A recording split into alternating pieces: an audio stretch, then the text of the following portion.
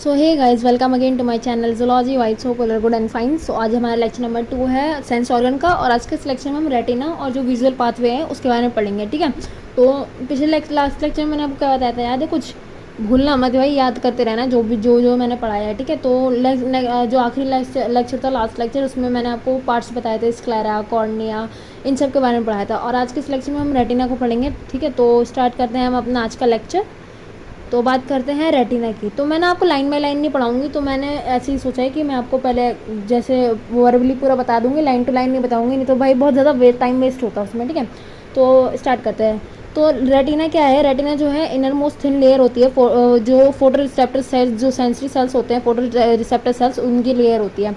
Photo receptor cells आपको पता ही है, जो मैं लास्ट लेक्चर में आपको बताया था, वो सेल्स होते हैं जो विजुअल एक्टिविटी में मदद करते हैं आपको। ठीक है, जो लाइट को एब्जॉर्ब करते हैं, है ना, जो इमेज का फॉर्मेशन करते हैं, उन्हें फोटो रिसेप्टर्स कहते हैं। ठीक है, इसमें जो आपके बहुत सारे सेल्स होते हैं, जैसे rods, cone, bipolar, ganglions and ये सब जो होते हैं आपके इसमें इंक्लूड होते हैं। और इन सब का काम क्या होता है? ये जो कन्वर्ट करते हैं light rays into electrical impulses that are relate into the brain via optic nerve.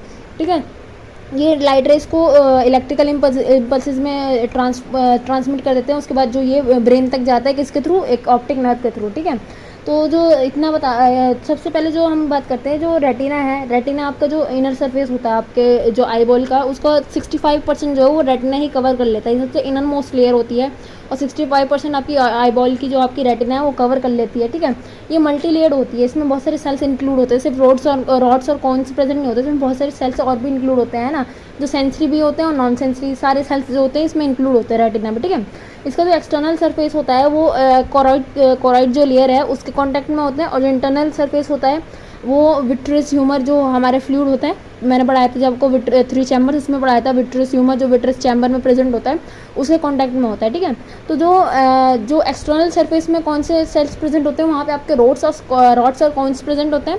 जो इंटरनल सरफेस होता है वहाँ पे गैंग्लियन प्रेजेंट होते हैं। ठीक है, जो गैंग्लियन के सेल्स, जो एक्सॉन्स होते हैं गैंग्लियनिक सेल के, वो एक्सॉन्स जो है आपस में एक जगह कलेक्ट हो रहे होते हैं, है ना। एक जगह कलेक्ट होने के बाद वो एक नर्व बनाते हैं, जिसे हम ऑप्टिक नर्व कहते हैं। वहाँ से जो सिग्नल्स है आपके ब्रेन में जाता है। ठीक है, और जहाँ पे ये सारे जो ऑप्टिक नर्व हैं वो मर्ज हो रहे होते हैं, उसको ब्लाइंड स्पॉट कहते हैं। अभी मैं आगे बढ़ाऊंगा आपको। ठीक है, तो सबसे पहले जो देखते हैं फोटो रिसेप्टर सेल, जो होते हैं 2 टाइप के होते हैं, रॉड्स और कॉन्स। ठीक है, ये जो साइनेप्सिस बना रहे होते हैं इंटरमीडिएट सेल्स के साथ, जो मतलब जैसे जो बीच बीच में सेल्स आते हैं उनके साथ, या तो सीधा डायरेक्ट गैंग्लियनिक सेल होता है, या तो उसके बीच में जो आपके कुछ और भी जो सेल्स प्रेजेंट होते हैं रेटिना में, वो होता है। ठीक है, तो जो गैंग्लियनिक सेल्स होते हैं वो होता है, या फिर जो अनदर सेल्स होते हैं वो कौन से होते हैं? एमेक्राइन और हॉरिजॉन्टल सेल्स होते हैं। ठीक है, ये बस आपने बचपन से पढ़ी होगी, जो कौन होते हैं वो किस लिए होते हैं? सेंसेशन टू लाइट, जो आपकी ब्राइट लाइट होती है ना, कलर वलर, उनको वो करने के लिए आपके कौन्स होते हैं। और रॉड्स जो होते हैं वो सेंसिटिव टू डिम लाइट होते हैं, मतलब जो अंधेरे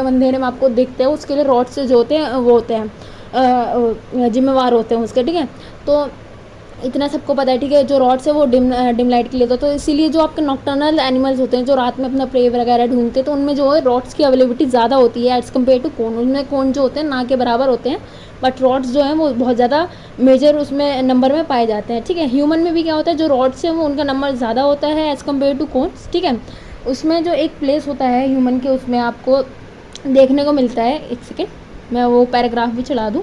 ठीक है, तो आपको ना ह्यूमन के आई बॉल में एक ऐसा पार्ट देखने को मिलता है जहाँ पे कोई रॉड्स प्रेजेंट नहीं होते, सिर्फ और सिर्फ कोन्स प्रेजेंट होता है। उस एरिया को हम कहते हैं फोबिया। ठीक है, फोबिया या येलो स्पॉट, अब एक ही बात है। ठीक है, ये एक ऐसा एरिया है जहाँ पे सिर्फ और सिर्फ कोन प्रेजेंट होते हैं, कोन सेल्स होते हैं, ना रॉड सेल्स एक भी नहीं पाए जाते हैं। और इस एरिया का जो आपका रिजोल्यूशन है वो बहुत ज़्यादा हाई होता है। रिजोल्यूशन हाई मतलब जो आपकी इमेज की क्वालिटी है बहुत ज़्यादा हाई होती है, आपको बहुत ज़्यादा क्लियर और फोकसली दिखता है। ठीक है, जो जब भी आप कोई चीज़ गौर से देखते हैं तो उस इमेज का जो भी आप देख रहे हैं उसका जो फोकस जाता है वो आपके फोबिया में जाता है, जिससे जो आपको इमेज है वो क्लियरली विजिबल होती है। ठीक है, तो बाकी जो अदर सेल्स होते हैं, जो मैंने आपको बताया था, बहुत सारे सेल्स देखने को मिलते हैं आपके उसमें, आपके जो आईबॉल होती है, रेटिना होती है उसमें। तो जैसे हॉरिजॉन्टल सेल्स होते हैं, एमेक्राइन सेल्स होते हैं, बहुत सारे सेल्स होते हैं। ठीक है, तो उसमें जो बहुत सारे सेल्स होते हैं इनका किस चीज़ में इन्वॉल्वमेंट होता है, जो ये है, ये बार बार साइनेप्सिस फॉर्म करते हैं, इंटरमीडिएट सेल बन जाते हैं, जो साइनेप्सिस फॉर्म कर रहे होते हैं रॉड सेल्स के बीच में और गैंग्लियोनिक सेल्स के बीच में। ठीक है, इनका बहुत सारा रोल होता है, बहुत सारे फंक्शंस होते हैं, जैसे हॉरिजॉन्टल सेल्स होते हैं, एमेक्राइन सेल्स होते हैं, बाइपोलर सेल्स भी आपको इनके बीच में देखने को मिलते हैं। तो वन बाय वन हम पढ़ते हैं। तो सबसे पहले हम देखेंगे और हॉरिजॉन्टल सेल्स के बारे में, ठीक है। तो जो इसमें मैंने इतना डिटेल में लिखा नहीं है, आप चाहो तो एक नोट्स बना लो, ठीक है। थोड़ा मैं एक्स्ट्रा बता दे रही हूँ आपको। जो हॉरिजॉन्टल सेल्स होते हैं वो क्या करते हैं, जो जैसे यहाँ पे ना बहुत सारे सेल्स प्रेजेंट है, जो रॉड्स कोन्स है वगैरह, ये बहुत सारे प्रेजेंट है। तो हॉरिजॉन्टल सेल्स का काम क्या होता है, ये आपका हॉरिजॉन्टल सेल है, इन सारे जो ये दोनों हो गए, इन दोनों की जो पोटेंशियल है उसको स्टॉप कर देगा और इस वाले पे फोकस डाल देगा, ताकि इससे जो है विजुअल जो रिजोल्यूशन है, इमेज की जो रिजोल्यूशन है वो बहुत ज़्यादा अच्छी है। मतलब बाकी सारे जो सेल्स हैं उनको स्टॉप करके, उनका फंक्शन को रोक के कुछ टाइम के लिए एक पे फोकस कर देता है, जिससे जो आपकी इमेज की रिजोल्यूशन है बहुत ज़्यादा अच्छी आती है। ये आपके हॉरिजॉन्टल सेल्स का काम होता है। दूसरा आपके जो है बाइपोलर सेल्स जो देखने को मिलते हैं, तो आपके जो बाइपोलर सेल्स होते हैं वो दो टाइप के देखने को मिलते हैं ह्यूमन आई में, ठीक है। एक होता है एक वो होते हैं जो डीपोलराइज हो जाते हैं इजीली, एक होते हैं जो हाइपरपोलराइज हो जाती है। जैसे भी कोई सिग्नल आया रॉड एंड कोन से, है ना, उसके बाद उसने ग्लूटामिन रिलीज़ करा आपके बाइपोलर सेल्स में। जैसे ये रॉड एंड कोन से सिग्नल आया, इसने ग्लूटामिन रिलीज़ करा किसी भी बाइपोलर सेल्स में, ठीक है। ये बाइपोलर सेल है, ठीक है। या तो ये डीपोलराइज हो जाएगा, ये ग्लूटामिन को देख के खुश हो जाएगा, वाह वाह सिग्नल आ गया, या तो ये हाइपोपोलराइज हो जाएगा, ग्लूटामिन को देख के नाराज हो जाएगा, यार सिग्नल क्यों आया, ठीक है। अगर जैसे नेगेटिव आया सिग्नल, मतलब अच्छा नहीं लगा उसे, तो नेगेटिव हो गया हाइपरपोलराइज। अगर सिग्नल अच्छा लगा तो पॉजिटिव हो गया डीपोलराइज, ठीक है। तो ये आपको दो टाइप के जो सेल्स है बाइपोलर सेल्स, दो टाइप के इसमें देखने को मिलते हैं। और इसका रीज़न क्या होता है, ग्लूटामिन के आने से या तो खुश हो जाएगा या तो वो बेचारा नाराज हो जाएगा, ठीक है। एक और रीज़न ये है, जैसे अभी कोई ये रॉड एंड कोन सेल्स है, अगर ये डायरेक्टली बाइपोलर सेल से क्या कर रही है, साइनेप्स कर रही है, ठीक है, तो ये क्या हो जाएगा, डीपोलराइज हो जाएगा, खुश हो जाएगा, ठीक है। अगर ये कोई रॉड एंड कोन सेल से ये इनडायरेक्टली यहाँ पे कोई और जैसे हॉरिजॉन्टल सेल आ गया, उसके बाद यहाँ पे फिर बाइपोलर सेल से क्या कर रही है, साइनेप्सिस फॉर्म कर रही है, इनडायरेक्टली सिग्नल्स भेज रही है, तो ये क्या हो जाएगा, हाइपरपोलराइज हो जाएगा। मतलब ये नाराज़ हो जाएगा कि मुझे सीधा मेरे भाई ने नहीं बताया, मुझे किसी और ने बताई मेरे घर की ही बात, तो वो क्या हो जाएगा, वो नाराज़ हो जाएगा। तो ये मैंने डीपोलराइज और हाइपरपोलराइज का ही बता दिया आपको। ये जो नेगेटिव और पॉजिटिव बनता है, इसका बहुत बड़ा रोल होता है किस चीज़ में, जो आपकी लेटरल इन्वर्जन होती है उसमें बहुत बड़ा रोल होता है। और इससे भी इमेज का जो रिजोल्यूशन है वो बहुत ज़्यादा अच्छा होता है। जो भी जो भी आपका रिजोल्यूशन होता है इमेज का बहुत ज़्यादा अच्छा होता है। तो हमने हॉरिजॉन्टल सेल और बाइपोलर सेल देख लिया, नो ये कैसे फंक्शन करते हैं वो देख लिया, ठीक है। तो अब पहले मैं इन सबको इरेज कर दूँ, उसके बाद मैं आपको एमेक्राइन सेल और जो गैंग्लियोनिक सेल है उनका फंक्शन और काम बताती हूँ कैसे क्या करता है, ठीक है। तो अब हम बात करते हैं एमेक्राइन सेल की। जो एमेक्राइन सेल है, टोटल 30 एमेक्राइन सेल आपके आइज़ में प्रेजेंट होते हैं। अभी तक रिसर्च में इतना देखा गया है, जिसमें से 12 जो है डिस्कवर कर चुके हैं। उनके जो फंक्शन है वो कैसे फंक्शन करते हैं वो बता दिया गया है। कुछ एमेक्राइन सेल ऐसे होते हैं जो जैसे ही सिग्नल आता है, जैसे ही पाथवे फॉलो होता है, ऑन सेट होता है, तो उस वक्त बहुत एब्सेंट बहुत ज़्यादा एक्टिव होते हैं। बट जैसे सिग्नल आया वो एक्टिव है, थोड़ी देर बाद सिग्नल अभी ख़त्म भी नहीं हुआ, वो इनएक्टिव हो जाते हैं बीच में ही, ठीक है। कुछ ऐसा होता है जो सिग्नल आता है तब तो वो इनएक्टिव होते हैं, सिग्नल खत्म जैसे होने वाला होता है उससे थोड़ी देर पहले ही वो एक्टिव हो जाते हैं, फिर वो इनएक्टिव हो जाते हैं, ठीक है। ये दो टाइप के होते हैं, दो टाइप के मैंने बता दिया। तीसरा टाइप एक ऐसा होता है जैसे ही जो सीक्वेंस में चल रहे थे, जैसे सिग्नल आया रॉड एंड कोन्स में, फिर हॉरिजॉन्टल सेल, फिर बाइपोलर सेल, फिर एमेक्राइन सेल, फिर गैंग्लियोनिक सेल, कुछ ऐसे सीक्वेंस में चल रहे होते हैं, है ना। कुछ ऐसे होते हैं जो ऑफ सेट में ऑन हो जाते हैं, कुछ ऐसे जो होते हैं जो ऑन सेट में ऑन हो जाते हैं। बाकी कुछ ऐसा होता है जो लाइट की इंटेंसिटी जैसी ही चेंज होती है, जैसे अभी हम डार्कर में थे, अभी हम अंधेरे में थे, अब बाहर चलेगा तो उस वक्त एक्टिव होते हैं।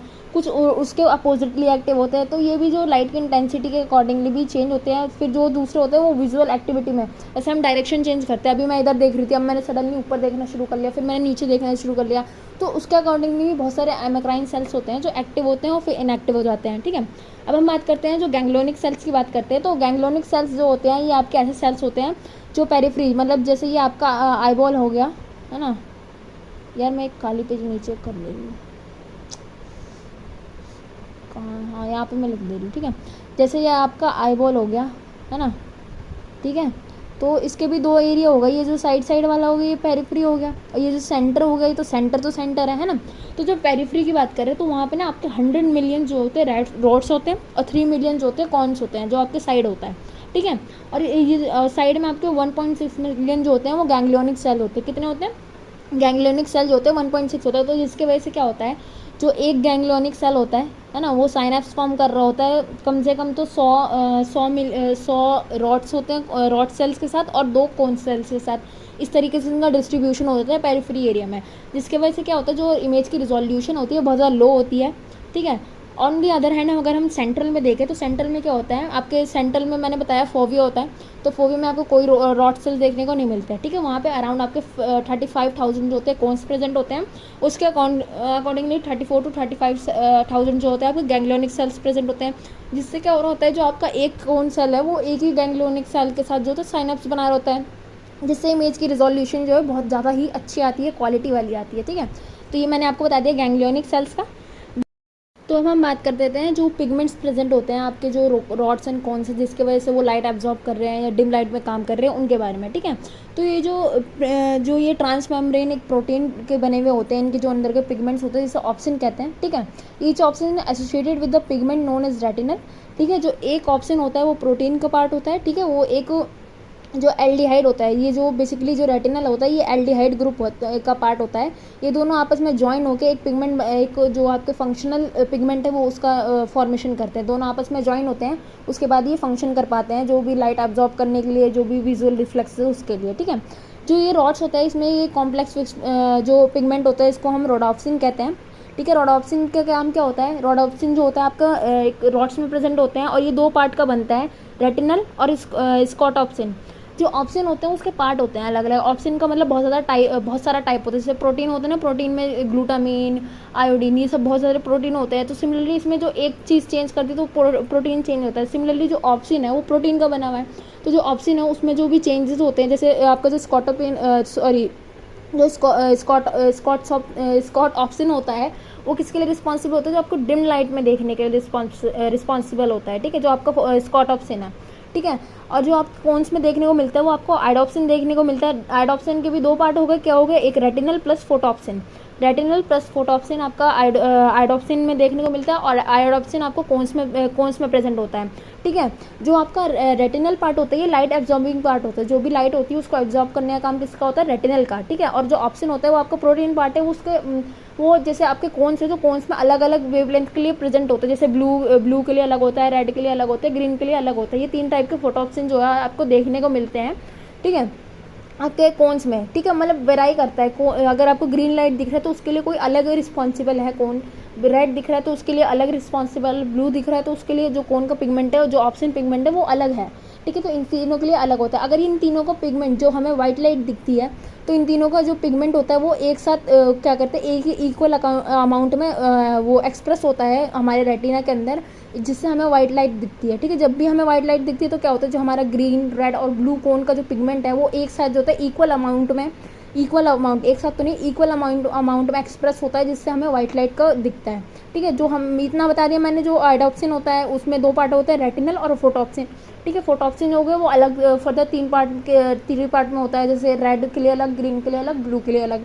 रोडोप्सिन किस में देखने को मिलता है, आपको कोन्स में देखने को मिलता है, इसका भी 2 पार्ट है, एक रेटिनल तो हर चीज़ में फिक्स रहेगा, आपको रॉड्स में मिलेगा और कोन्स में मिलेगा, बट जो ऑप्शन वाला पार्ट है ये सबको अलग दिखेगा। जैसे रॉड्स में कौन से प्रेजेंट होते हैं, स्कॉट ऑप्शन प्रेजेंट होता है, ठीक है।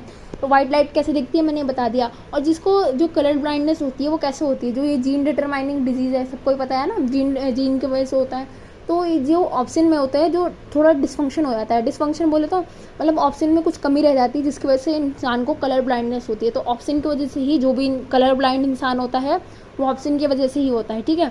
उसमें रॉड्स का कोई रोल नहीं होता, सॉरी, जो उसमें रेटिनल का कोई रोल नहीं होता है। रेटिनल क्या करते हैं, सीधा लाइट को अब्जॉर्ब करने का काम करता है, जो आपके रेटिनल का होता है, ठीक है। तो इतना सबको पता चल गया जो इसमें क्या कौन कौन से पार्ट होते हैं। जो ऑप्शन होता है वो डिफरेंट टाइप्स का होता है, बट जो रेटिनल होता है वो सेम होता है, ठीक है। अब जैसे हमने बात करी, जो हम डिम लाइट में जाते हैं, है ना, हम अंधेरे में, फिर एकदम से हम रोशनी में गए तो हमें कुछ दिखता क्यों नहीं है, कुछ टाइम के लिए हम अंधे क्यों हो जाते हैं, इसलिए होता है। वो तो आपने 9th में कुछ और बात पढ़ी थी, फोकस चेंज, ये चेंज है ना, वो तो अलग बात थी, ठीक है। थोड़ा केमिकली बात करते हैं, ठीक है। तो उसमें क्या होता है, जो हमारा जो ब्राइट लाइट होती है उस टाइम पे क्या, जब हम डिम लाइट में होते हैं तो जो हमारा जो रोडोप्सिन होता है वो हो रहा होता है, डिजनरेट हो रहा होता है, उसकी ब्लीचिंग हो रही होती है। ब्लीचिंग मतलब वो टूट रहा होता है, ठीक है। जो हमारा रोडोप्सिन है वो रेटिनल और स्कॉटॉप्सिन में ब्रेक हो रहा होता है जब हम डिम लाइट में होते हैं। बट जैसे ही हम वाइट लाइट में जाते हैं, किसी भी रोशनी वाली जगह पे जाते हैं, तो ये तो डिजनरेट हो रहा था, तो क्या होगा, उसके बाद इसका जो होता है रिफॉर्मेशन शुरू होता है, ठीक है। उसके बाद ये जो होता है दोबारा से बनना शुरू होता है, उसका रीजनरेशन होता है। उसके बाद जो रेटिनल और स्कॉटॉप्सिन होते हैं वो आपस में दोबारा से बाइंड कर जाते हैं और रोडोप्सिन का फॉर्मेशन करते हैं। तो बेसिकली होता क्या है, जैसे कोई सिग्नल आता है ना, हमारे रॉड्स ऑन कोन से अब्जॉर्ब किया, तो जो आपका रेटिनल पार्ट होता है वो थोड़ा सा शेप चेंज कर लेता है, जिसकी वजह से आपका जो ऑप्सिन पार्ट है उसका शेप बहुत ज़्यादा चेंज हो जाता है, जिसकी वजह से आपको जो कलर का वो है सिग्नल वो चला जाता है। ठीक है, अब इंटेंसिटी कैसे पता चलेगी कि लाइट कितनी इंटेंस है, ज़्यादा है कम है, ये कैसे पता चलता है? जितने ज़्यादा जो आपके जो ऑप्शन है, जितने ज़्यादा जो रेटिनल ये है पार्ट जो होते हैं पिगमेंट, वो ज़्यादा जितने ज़्यादा का शेप चेंज होगा उतनी आपकी जो लाइट की इंटेंसिटी है उसका पता चलेगा। ठीक है, जो डार्क लाइट है उसमें कम से कम जो आपके ऑप्शन है उसका चेंज होगा, बट जो आपकी ब्राइट लाइट है, बहुत तेज़ रोशनी जो आती है, जो हम आँख बंद कर लेते हैं, तो उसमें क्या होता है, जितने ज़्यादा से ज़्यादा जो आपके ऑप्शन और रेटिनल पार्ट होते हैं वो चेंज होता है। तो बेसिकली होता है क्या, जो जैसी लाइट आती है, जो आपके रेटिनल पार्ट है उसका वो अपना शेप चेंज करता है, उसके साथ साथ जो होता है ऑप्शन वो अपना शेप चेंज कर लेता है। जो ऑप्शन के शेप चेंज होने से आपको क्या पता चल जाता है, कलर का पता चल जाता है, कैसी लाइट है, कौन सी लाइट है उसका पता चल जाता है। ठीक है, जो ऑप्शन होते हैं वो बहुत सारे टाइप के होते हैं, जैसे डिम लाइट के लिए स्कॉट ऑप्शन है ना, और बाकी जो रेड के लिए अलग होता है, वेवलेंथ पर डिपेंड करता है। ठीक है, तो बेसिकली जो आपके कोन्स में जो पिगमेंट देखा जाता है ऑप्शन, वो 3 टाइप का देखा जाता है। जो फोटॉक्सिन होता है वो 3 टाइप का देखा जाता है, उसे एक जो रेड के लिए अलग होता है, ग्रीन के लिए अलग होता है और ब्लू के लिए अलग होता है। तो ये 3 टाइप के पिगमेंट जो आपको देखने को मिलते हैं कोन्स में। तो यहाँ तक तो जो आपको जितना भी रेटिने के जो सेल्स थे उनके बारे में समझ में आ गया होगा अच्छे से। ठीक है, यहाँ पे आप क्लियरली डायग्राम भी देख सकते हैं रेटिना के अंदर जो सेल्स प्रेजेंट है उनका। ठीक है, दिख ही रहा होगा यार, नहीं तो बाकी बुक से देख लेना। ठीक है, तो अब हम बात करते हैं विजुअल पाथवे या ऑप्टिक पाथवे जिसे हम कहते हैं उसके बारे में। ठीक है, तो सबको पहले इतना तो सबको क्लियर हो गया है कि जो विजुअल रिसेप्टर्स होते हैं रेटिना में, सबसे पहले उनके पास सिग्नल्स आता है, जो फोटो रिसेप्टर सेल्स होते हैं, रॉड्स एंड कॉन्स। ठीक है, उसके पास आता है, उसके बाद जो होता है ऑप्टिक नर्व में जाता है। तो ऑप्टिक नर्व में जब जाता है तो कैसा होता है, जैसे ये आपका रेटिना है ना, ये आपकी आई बॉल है ना, तो ये जो लेयर होती है रेटिना की लेयर है। ठीक है यार, मैं कोई से हाईलाइट करके बनाती हूँ। ठीक है, ये लेयर जो है ये रेटिना की लेयर है, सिमिलरली ये जो लेयर है ये रेटिना की लेयर है। ठीक है, तो रेटिना की जो लेयर होती है इस साइड जो होते हैं इसे नेजल रेटिना पार्ट कहते हैं, ये जो होते हैं नेजल रेटिना पार्ट हो गया। सिमिलरली इस साइड ये जो हो गया ये नेजल रेटिना पार्ट हो गया, ये टेम्पोरल रेटिना पार्ट हो गया, इस साइड वाला हो गया आपका टेम्पोरल रेटिना पार्ट। ठीक है, तो इन दोनों साइड से क्या आती है, नर्व निकलती है। ठीक है, जैसे हम ऑप्टिक नर्व कहते हैं, तो सिग्नल सबसे पहले कहाँ जाता है, ऑप्टिक नर्व के पास। ठीक है, ये आपके फिर ये नेजल रेटिना पार्ट से यहाँ से सिग्नल आता है। ठीक है, फिर जब यहाँ से ऑप्टिक नर्व से सिग्नल आता है फिर ऑप्टिक चार्ज में जाता है। तो ऑप्टिक चार्ज में क्या होता है, ये जो आपकी नज़ल रेटिना की जो नज़ल रेटिना पार्ट होता है वहाँ की जो नर्व्स होती हैं वो यहाँ पे आके क्रॉस ओवर हो जाती है। ठीक है, बट जो ये टेम्पोरल रेटिना के पार्ट होते हैं, ऑप्टिक नर्व होते हैं, ये क्रॉस नहीं करती, ये ऐसी कंटिन्यूएशन में चलता रहता है। ठीक है, फिर यहाँ पे जाके ये किस चीज़ का फॉर्मेशन करते हैं, ये जाके यहाँ पे ऑप्टिक नर्व बनाते हैं। ठीक है, यहाँ पे जाके ये ऑप्टिक ट्रैक्ट बनाते हैं, सॉरी, यहाँ पे ऑप्टिक ट्रैक्ट बन गया। ऑप्टिक चार्जमा के बाद क्या बना, ऑप्टिक ट्रैक्ट, उसमें जाके जो आपका सिग्नल गया। ऑप्टिक चार्जमा कहाँ पे रहता है, इन फ्रंट ऑफ या फिर अबव ऑफ जो पिट्यूटरी ग्लैंड होता है उसको, जो ग्लैंड होता है उसके ऊपर और उसके सामने, उसके ऊपर और उसके सामने जो आपका ये ऑप्टिक चार्जमा बनता है। ठीक है, ऑप्टिक ट्रैक्ट कहाँ पे रहता है, जो पोस्टीरियर ऑप्टिक चार्जमा होता है उसके पीछे जो उसके बाद का जो पोर्शन होता है वहाँ से ऑप्टिक ट्रैक्ट शुरू हो जाता है आपका। ठीक है, उसके बाद ये जो ऑप्टिक ट्रैक्ट है ये आगे जाके साइनेप्स फॉर्म करते हैं आपके, जो भी वो होते हैं थैलेमस में जो सेल्स प्रेजेंट होते हैं, जो न्यूरॉन्स प्रेजेंट होते हैं, जिसे हम लेटरल गैंगुलेट न्यूरॉन कहते हैं, उनके साथ ये जो है साइनाप्स फॉर्म करते हैं। ठीक है, उनके साथ ये साइनाप्स फॉर्म करने के बाद जो उसके बाद जो ये साइनाप्स फॉर्म कर लेते हैं उसके आगे थोड़ी देर चलते रहते हैं बेचारे। ठीक है, उसके बाद जो ये ऑप्टिक रेडिएशन बना लेते हैं, ये ना ऑप्टिक रेडिएशन बना लिया। उसके बाद ये जो आपका जो कॉर्टेक्स हो गया, ऑप्टिकल लोब में आपका जो ऑसिपिटल लोब होता है उसमें जो सेरिब्रल कॉर्टेक्स है उसके अंदर ऑसिपिटल लोब होता है। ऑसिपिटल लोब में जो आपका जो विजुअल पार्ट होता है वो होता है, यहाँ पे आके आपका जो विजुअल एरिया है वहाँ पे आके ये सिग्नल दे देते हैं कि ये सिग्नल है, जो भी सिग्नल है, ये जो विजुअल एरिया है वो इनका जो ऑसिपिटल लोब का विजुअल एरिया है वो इनका डेस्टिनेशन होता है। ठीक है, तो ये आपको समझ में आ गया कैसे होता है। सिग्नल आया, जो फोटो रिसेप्टर सेल्स होते हैं रेटिना में उनके पास, फिर वहाँ से ऑप्टिक नर्व में ऑप्टिक चियास के बाद ऑप्टिक ट्रैक्ट, फिर वो साइनेप्स फॉर्म करते हैं लेटरल गैंग्यूलेटेड सेल्स के साथ जो थैलेमस में प्रेजेंट होती हैं आपके, ठीक है। उसके बाद ये आगे जो ये लेटरल गैंग्यूलेटेड बॉडीज़ होती है थैलेमस में, उसके बाद आगे जाके ये ऑप्टिक रेडिएशन का फॉर्मेशन कर देती है। ऑप्टिक रेडिएशन जो सिग्नल्स है वो ऑसिपिटल लोब जो विजुअल एरिया है वहाँ पर चला जाता है, ठीक है। तो यहाँ तक हमने विजुअल पाथवे देख लिया, रेटिना को पूरा कवर कर लिया है। तो आज के लेक्चर में यहीं पे खत्म होता है। होपफुली आपको वीडियो पसंद आई होगी। वीडियो पसंद आए तो लाइक शेयर सब्सक्राइब करना बिल्कुल भी ना भूलें। Thank you.